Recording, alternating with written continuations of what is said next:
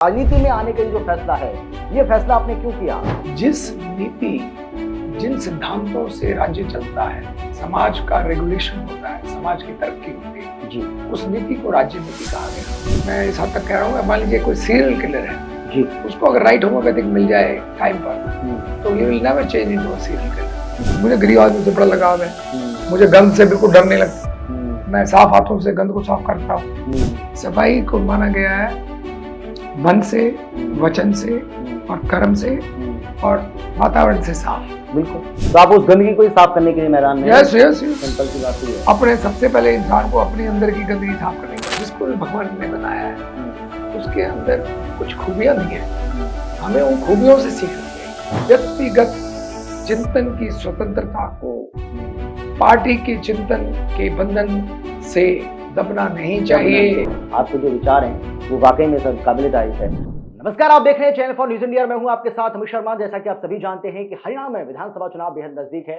और जैसे जैसे ये चुनाव नजदीक आ रहा है वैसे वैसे सियासी सरगर्मियां जो हैं वो और ज्यादा तेज होती जा रही हैं। सभी पार्टियों की ओर से अपनी अपनी जीत के दावे ठोके जा रहे हैं, चाहे वो बीजेपी हो, कांग्रेस हो, इनेलो हो, जेजेपी हो, आम आदमी पार्टी हो। लेकिन कुछ ऐसे लोग भी हैं जिन्हें किसी पार्टी से टिकट मिले या फिर ना मिले, लेकिन उन्होंने ठान लिया है कि वो निर्दलीय के तौर पर ही चुनावी मैदान में उतरेंगे और उनका यह भी दावा है कि वो जीत भी हासिल करेंगे, क्योंकि उनको ऐसा लगता है कि लोगों के जहन में, लोगों के मन में उन्होंने एक अलग जगह बनाई है और उसका इन चुनावों में उनको फायदा भी होने वाला है। जी हाँ, बिल्कुल ठीक सुन रहे हैं आप। एक ऐसे ही शख्स हमारे साथ फिलहाल मौजूद हैं, नाम है डॉक्टर प्रवीण कुमार जी। और इनकी खासियत यह है कि ये पूर्व में आईएएस अधिकारी रहे हैं।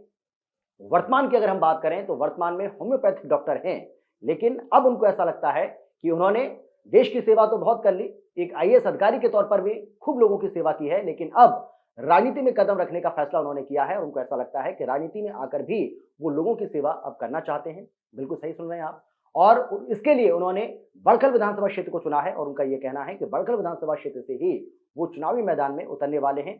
तो बिल्कुल चलिए स्वागत करते हैं डॉक्टर प्रवीण कुमार जी। बहुत स्वागत है आपका हमारे साथ जुड़ने के लिए और चैनल फॉर न्यूज इंडिया में आने के लिए। सर, पहला सवाल तो सर मेरा आपसे यही है, जैसा कि मैंने आपके बारे में लोगों को बताया है, मैं आपसे सबसे पहले तो यही जानना चाहूंगा कि राजनीति में आने का ये जो फैसला है, क्योंकि देखिए मतलब आईएएस अधिकारी आप रहे हैं, वर्तमान में आप डॉक्टर भी हैं, तो लोगों की सेवा तो कई तरह से आप कर रहे हैं, लेकिन राजनीति में आने का ये जो फैसला है, ये फैसला आपने क्यों किया और ऐसा क्यों लगता है आपको कि राजनीति में आने के बाद आप और अच्छे से लोगों की सेवा कर पाएंगे?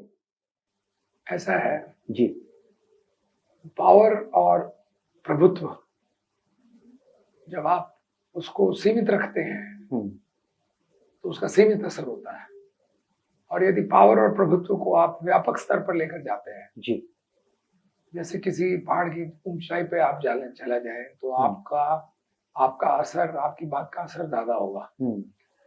तो ये कारण है मेरा वैसे राजनीति शब्द जो है इसको आजकल ज्यादा अच्छा नहीं माना जाता। वैसे राजनीति शब्द का वास्तविक अर्थ राज्य नीति है। जिस नीति, जिन सिद्धांतों से राज्य चलता है, समाज का रेगुलेशन होता है, समाज की तरक्की होती है जी, उस नीति को राज्य नीति कहा गया। तो राजनीति का आजकल अर्थ जरा केवल जीत या केवल दूसरे का क्रिटिसिज्म या केवल अपना एक एजेंडा, ठीक या गलत, किसी तरह से प्रभुत्व को हासिल करना राजनीति बन गया। जी, वास्तव में ये राजनीति नहीं है। राजनीति कुछ मूलभूत सिद्धांत हैं जी, जो कि जो है वो पैसे से और केवल पावर से, जिसका आप मिसयूज कर रहे हैं, उससे जुड़े हुए नहीं है। केवल पद से, केवल सरकार बनाने से नहीं है। बिल्कुल बिल्कुल सही कहा आपने। और आपने बताया भी कि राजनीति का जो असली मतलब है वो क्या है, इसके मायने क्या हैं, ये भी अपने आप में एक बहुत बड़ी बात है। लेकिन मैं आपसे यही जानना चाहूँगा सर कि ये इतना बड़ा जो फैसला आपने लिया, जैसा कि आपने बताया कि भाई आप इसको राजनीति बोल रहे हैं लेकिन आप इसको राजनीति मानते ही नहीं। इस राजनीति अगर लोग कर रहे हैं तो ठीक है, उनको करने दीजिए, लेकिन अगर आप राजनीति में कदम रख भी रहे हैं तो आपकी जो राजनीति होगी वो दूसरों से अलग होगी। वो ये वाली राजनीति नहीं है जो ये लोग कर रहे हैं। वो कैसे अलग होगी? नहीं, ये लोग की बात और वो लोग की बात नहीं है। बात ये है कि हर एक के अंदर हर चीज छुपी हुई है। इंसान किसी भी चीज को किस भावना से कर रहा है ये प्रधान है। जी, अगर उसकी भावना स्वार्थ की है, अगर उसकी भावना छोटे दृष्टिकोण की है, तो वो चाहे छोटा कर्म हो चाहे बड़ा कर्म हो, चाहे प्राइम मिनिस्टर का कर्म हो चाहे चपरासी का कर्म हो, वो छोटा हो जाता है जी। इसके विपरीत यदि भाव शुद्ध है तो एक साधारण से साधारण आदमी के भी कर्म का असर बहुत दूर तक होता है जी। बिल्कुल सही बात है। जैसा कि आपने बताया सर, आपसे जब ऑफ कैमरा हमारी बात हो रही थी, तो आपने बताया कि राजनीति में आने का जो कदम है आपने जो उठाया है, बड़ा सोच समझ कर ये फैसला आपने किया है और इतना आसान नहीं रहा, जैसा कि आपने बताया कि इतना आसान नहीं रहा ये फैसला आपके लिए लेना हुआ। नहीं, ऐसा नहीं है। जी। ये स्वाभाविक होता है। जी। देखो, जब आप कोई अच्छी चीज को जानते हो, मान लीजिए मैं होम्योपैथी को जानता हूँ, एक कारण जो बहुत प्रमुख कारण है और कारण भी है, तो एक कारण जैसे मैं उदाहरण दे रहा हूँ आपको जी, कि होम्योपैथी के बारे में आमतौर पर जो अभी जाना जाता है देश भर में या अंतर्राष्ट्रीय स्तर पर, आप विकिपीडिया में चली जाइए, आप गूगल में चले जाइए, होम्योपैथी के ऊपर जो लिखा हुआ है जी, वो सत्य से बिल्कुल अलग है, बहुत अनफॉर्चुनेट है। होम्योपैथी के अंदर इतना जबरदस्त पोटेंशियल है, मेरा ऐसा मानना है कि इतना इम्पोर्टेंट एग्जिस्टिंग जी, रिसर्च तो हर एक चीज में होती है आगे। हाँ, बिल्कुल सही बात है। रिसर्च की संभावनाएं तो हर एक में है, एलोपैथिक में है, आयुर्वेदिक में है, होम्योपैथिक में है और भी दूसरी प्राकृतिक चिकित्सा में है। लेकिन होम्योपैथिक का जो एग्जिस्टिंग जो सेट ऑफ नॉलेज है वो इतना पावरफुल है, उसके पास इतने पावरफुल आंसर्स हैं इंसान की मानसिक, शारीरिक, इतने डिफिकल्ट रोगों का।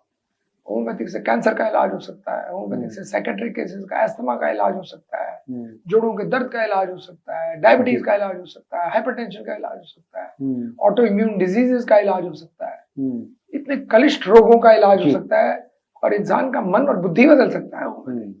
एक क्रिमिनल मेंटालिटी को चेंज कर सकती है राइट होम्योपैथिक मेडिसिन। मैं इस हद तक कह रहा हूँ, मान लीजिए कोई सीरियल किलर है जी, उसको अगर राइट होम्योपैथिक मिल जाए टाइम पर तो he will never change into a serial killer, because उसके अंदर जो जहर है वो अंदर से काम डाउन हो जाएगा। इतनी बड़ी विद्या है लेकिन इसके बारे में जानते नहीं लोग। तो मेरा कहने वाला, जब कोविड में भी हमने बड़ा कोशिश की है करने की, हमारे को एविडेंस बेस पर करो, क्योंकि आज की डेट में देखो क्लेम तो कोई भी कर देता है। बिल्कुल सही बात है। हाँ। क्लेम का कोई मीनिंग नहीं है। सही बात है। आपको एविडेंस देना पड़ता है। एविडेंस, हर एक चीज का एविडेंस, एक चीनी का एविडेंस उसकी मिठास है, तो इसी तरह से एक दवाई की एविडेंस उसकी इफेक्टिवनेस है। बिल्कुल सही बात। उसको आप टेस्ट कीजिए, there are methods, double blind methods है। अब क्या है, होम्योपैथी की रिसर्च के ऊपर 10 रुपए भी खर्च नहीं हो रहे और दूसरी तरफ करोड़ों रुपए एलोपैथिक रिसर्च पर खर्च हो रहे हैं। बिल्कुल। तो होम्योपैथिक को आप कैसे एक काउंसिल बनाने से, अब आम आदमी जो डॉक्टर है वो अच्छा भी है, वो बेचारा अपने रोटी के कमाने के चक्कर में फंसा रहता है, सारी जिंदगी गुजर जाती है। तो ये प्रूव करने का तो उसे टाइम ही नहीं मिलता।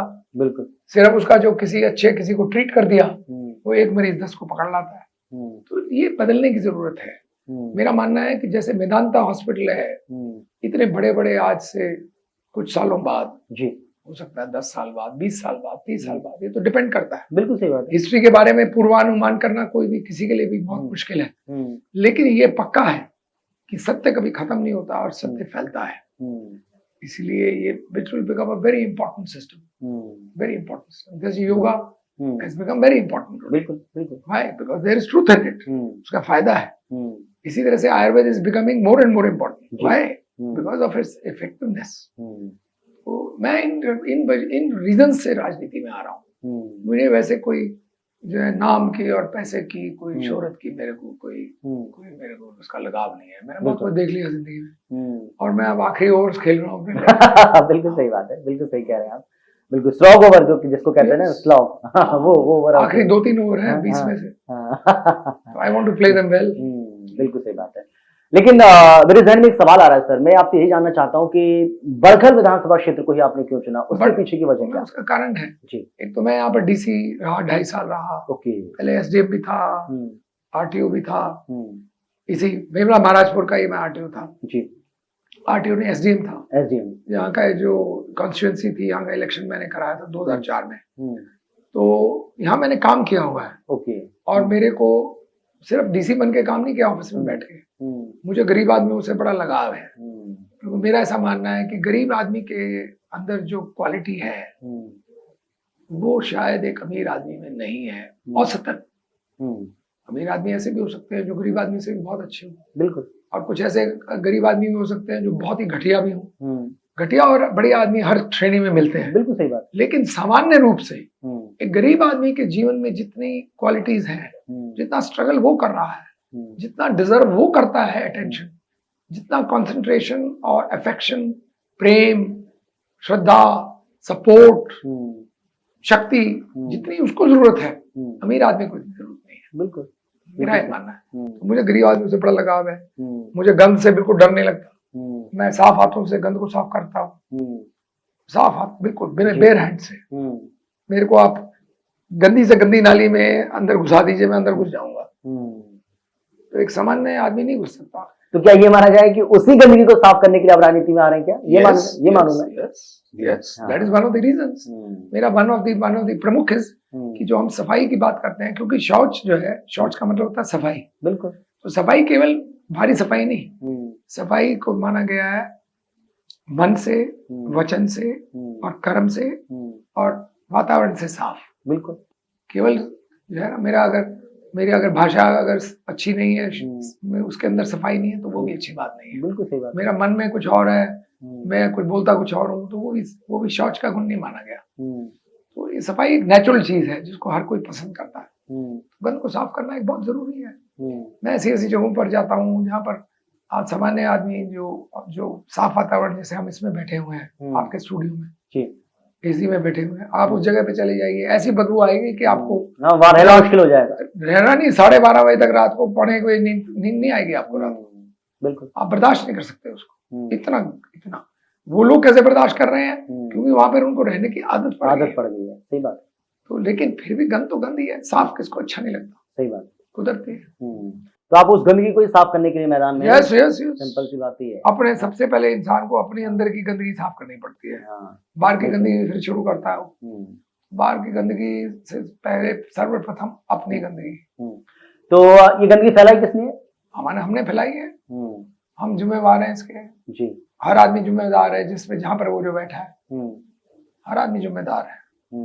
ऐसा कोई नहीं है जो उस जिम्मेदारी से बाहर निकल सकता है जी। समाज में हम रहते हैं, हमारा आचरण हमारे को हर वक्त चैलेंज है। गांधी जी के लिए जो है मैंने पैंट पहन रखी है, मान लो 2000 की, गांधी जी के लिए मैं ही बेईमान हूँ। बिल्कुल। गांधी जी कहते थे कि जिस देश में एक आम आदमी के पास 2 कपड़े नहीं है पहनने को, उसमें तुम्हारे पास, अब मेरे पास 40 पैंटे हैं, तो मैं बेईमान हूँ। बिल्कुल बिल्कुल। अगर मेरे में हिम्मत है तो मैं उतना तपस्या कर लूँ जितनी गांधी जी ने की थी। तो ये तो नहीं सर, आचरण एक तपस्या है। आपके जो विचार है ना, मतलब बिल्कुल जो कॉमन मैन है, जो आम आदमी है, वो अपने आप को रिलेट कर पा रहा होगा कि किस तरीके से आपके जो विचार हैं वो वाकई में सर काबिल तारीफ है। इसके साथ ही मैं ये भी जानना चाहूंगा सर आपसे कि मौजूदा विधायक की बात करें, क्योंकि वो मंत्री भी हैं सरकार में, उनके काम को आप कैसे देख पा रहे हैं? किस तरीके से उन्होंने पिछले 5 साल में काम किया है बड़का विधानसभा क्षेत्र का? देखो ऐसा है जी, सीमा त्रिखा जी की आप बात कर रहे हैं। सीमा त्रिखा जी की मैं नंबर 1 तो वैसे भी मेरा ये मानना है, मूलभूत से मेरे को मानना है, सीमा त्रिखा जी यदि यहाँ पर विधायक चुनी गई, उसके बाद यदि मंत्री चुनी गई, उसके बाद यदि इतने सालों से वो काम कर रही है, बिल्कुल, तो वो उसमें कोई योग्यताएं होंगी, उनमें कोई गुण होंगे, तभी तो वो कर रही है ना। ऐसा नहीं है। देखिए, दूसरे के गुणों को नीचे लाना, उसका क्रिटिसिज्म करना, मैं इस बात को अच्छा नहीं मानता जी। मैं ये मानता हूँ कि जो भी भगवान, जिसको भी भगवान ने बनाया है, उसके अंदर कुछ खूबियां दी हैं, हमें उन खूबियों से सीखना चाहिए। हम उल्टी, ये जो राजनीति आजकल की चल रही है ना, ये उल्टी राजनीति है, एक दूसरे का क्रिटिसिज्म करते रहते हैं। राहुल गांधी मोदी जी की बड़ाई क्यों नहीं कर सकता? जो उनके गुण है, जो उनकी कमियां, वो भी बता दो, प्रेम से बताओ कि जी हमें ये भी कमी लगती है, लेकिन आप उनके गुणों को क्यों नहीं एक्नॉलेज करते? और इसके विपरीत मोदी जी, राहुल गांधी के जो गुण है, उनको क्यों नहीं मान सकते? सही बात है, क्यों नहीं मान सकते? बिल्कुल मानना चाहिए ना, मानना चाहिए। दूसरे के गुणों को हमने उल्टी दृष्टि बना ली, हम हर टाइम दूसरे की टांग खींचते रहते हैं, बिल्कुल, ये गलत है।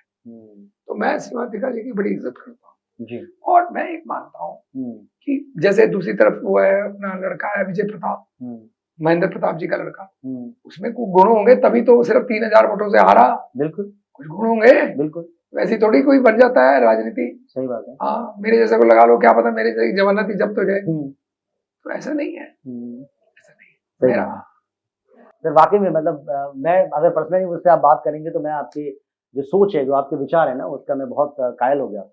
लेकिन मैं ये जानना चाह रहा हूँ सर कि अगर जैसे कि आप चुनावी मैदान में उतरने की पूरी तैयारी कर चुके हैं, पूरे लाव लश्कर के साथ आपने ठान लिया है कि नहीं चुनावी मैदान में मुझे उतरना ही है, ठीक है। और आप किसी पार्टी के भरोसे भी नहीं है, आप तो निर्दलीय मैदान में उतरने का फैसला कर चुके हैं। नहीं जी, पार्टी मेरे दोनों संपर्क में है। अच्छा, दो प्रमुख पार्टी हैं, हाँ, जो है बीजेपी कांग्रेस, दो प्रमुख है। बिल्कुल, और उसके बाद जो है उनकी है जो अभी चंद्रशेखर जो बने हैं, जो भीम पार्टी से बीएसपी अच्छा, हाँ, आजाद पार्टी के हैं हाँ, वो, और इनोलो। मैं इन सब लोगों के संपर्क में हूँ। ओके ओके ओके, हाँ, संपर्क में मैंने इनको बोला है कि जी मैं इलेक्शन लड़ना चाहता हूँ, अगर आप मुझे पार्टी की टिकट दे देते हैं तो बड़ी अच्छी बात, नहीं देते तो लड़ूंगा जरूर मैं। हाँ, एक राइट है आपके पास? नहीं, राइट के अलावा भी मेरा एक और बहुत इंपॉर्टेंट पॉइंट है, this is very important on record. बोलिए सर। मैं ये कहना चाहता हूँ कि कभी भी व्यक्तिगत चिंतन की स्वतंत्रता को पार्टी के चिंतन के बंधन से दबना नहीं चाहिए, मुक्त होनी चाहिए। हाँ, क्योंकि व्यक्तिगत जो मूलक, अगर यदि व्यक्तिगत क्या होता है, व्यक्तिगत सच्चा चिंतन क्या है, जो सभी के चिंतन को अकाउंट फॉर करके चले, सबको कंसिडर करके चले, यही तो व्यक्ति की विशेषता है। और पार्टी का चिंतन कई बार जो लीडरशिप का चिंतन मान लीजिए किसी तरह से कुंठित है, उसमें कोई कमजोरी है, बिल्कुल, और व्यक्तिगत रूप से आपको लगता है कि ये ठीक नहीं है, तो व्यक्तिगत पार्टी के अंदर इतनी हिम्मत होनी चाहिए कि उस व्यक्तिगत चिंतन के क्रिटिसिज्म को सुन सके, और व्यक्तिगत आदमी में भी इतना हिम्मत होनी चाहिए कि वो ये सोचकर कह दे कि ये सच ये है, चाहे आप ये बाहर निकाल दो, सत्य तो ये है, बिल्कुल। तो हाँ, ये जरूर है, सत्यम वदम मृदम मृदु, मृदु जो है सत्य को मृदु भी होना चाहिए, कि सत्य बोलो लेकिन मृदु बोलो। अगर आपने सत्य भी बोलना है तो उसको ब्यूटी से बोलो, समझदारी से बोलो, प्रेम से बोलो, सद्भाव से बोलो, ये दूसरे को नीचे दिखाने के लिए मत बोलो। अगर दूसरे के लिए कोई कमी भी है तो उसको क्रोध से या क्रिटिसिज्म नीचे दिखाने के लिए नहीं बोलना चाहिए। बिल्कुल सही बात है, उसमें भावना बड़ी इंपॉर्टेंट है जी। मैं यही जानना चाहूंगा सर, क्योंकि समय भी बहुत हो गया है, कि अगर आपको यहाँ की जनता मौका देती है, जैसा कि आपने बताया कि बहुत सारे ऐसे पार्टी हैं जिनके संपर्क में हैं आप, लगभग जितनी भी यहाँ की जो मेन पॉलिटिक्स जो पकड़ रखती हैं पार्टियां, ठीक है, उनके आप सब बता रहे हैं आपके संपर्क में हैं, सबसे आपकी बातचीत भी चल रही है, मौका मिलता है तो ठीक है, नहीं तो निर्दलीय तो आपको लड़ना ही है। यस। तो मैं आपसे जानना चाह रहा हूँ कि सर अगर यहाँ की जनता आपको मौका देती है तो कौन कौन से ऐसे काम है जो आपको लगता है कि बड़कल विधानसभा क्षेत्र में इन कामों को प्राथमिकता के तौर पर निपटाया जाना चाहिए? देखो ऐसा है, मूल जो आपको 5 बड़े काम तो ऐसे लगते हैं। मैं बताता हूँ जी, 5 भी आपको गिना सकता हूँ। दरअसल 5 गिनाने सिर्फ इसलिए नहीं चाहिए क्योंकि जो अच्छा कोई भी व्यक्तित्व है या कोई भी इंसान है, वो जैसे जैसे उसके सामने समस्याएं आती हैं उनका वैसे वैसे निदान करता है। बिल्कुल, ये जरूर है कि कुछ पर आपको रेगुलेटेड, रेगुलराइज्ड, ऑर्गेनाइज्ड वे में लॉन्ग टर्म काम करना पड़ता है। समस्याएं देखिए 2 तरह की होती हैं, एक जो व्यापक है जो सभी पर असर डालती है, जैसे एक सड़क है वो सभी पर असर डालती है उसकी क्वालिटी। कुछ निजी होती है, जैसे मान लीजिए मेरी बाएं टांग में दर्द रहता है, ठीक है, अब 100 घरों में चारों तरफ किसी की बाएं टांग में नहीं दर्द रहता इतना जितना मेरे दर्द रहता है, तो ये समस्या इररिलेवेंट नहीं है। अच्छा समाज वो होता है जो व्यक्तिगत और सामाजिक दोनों के ऊपर दृष्टि रखे, दोनों को बराबर महत्व दे, क्योंकि जिस समाज में केवल व्यापक पर महत्व दिया जाता है, मैं सिर्फ सड़क तो बना दूं, लेकिन वो सड़क आपके घर से ठीक तरह कनेक्टेड है कि नहीं उस पर कंसर्न करो, तो गलत है। बिल्कुल गलत, क्योंकि आप you are one of the users. सही बात। अगर आपकी एक सड़क बनी है और 10 को फायदा हो गया और 2 को फायदा नहीं हुआ, तो ये एक अच्छे समाज की निशानी नहीं है। बिल्कुल सही बात, बिल्कुल सही बात। यानी कि आप ये कह रहे हैं कि जो जो समस्याएं सामने आती जाएंगी प्राथमिकता के तौर पर आप उनको निपटाने का काम करेंगे। क्योंकि गरीबी देखो, आप उदाहरण के लिए लीजिए, मुझे भी कोई बता रहा था कि किसी ने एक बार ये फैसला किया कि जितने भी स्लम्स हैं इन सबको निकाल के बाहर फेंक देंगे। ये कितनी गलत बात है।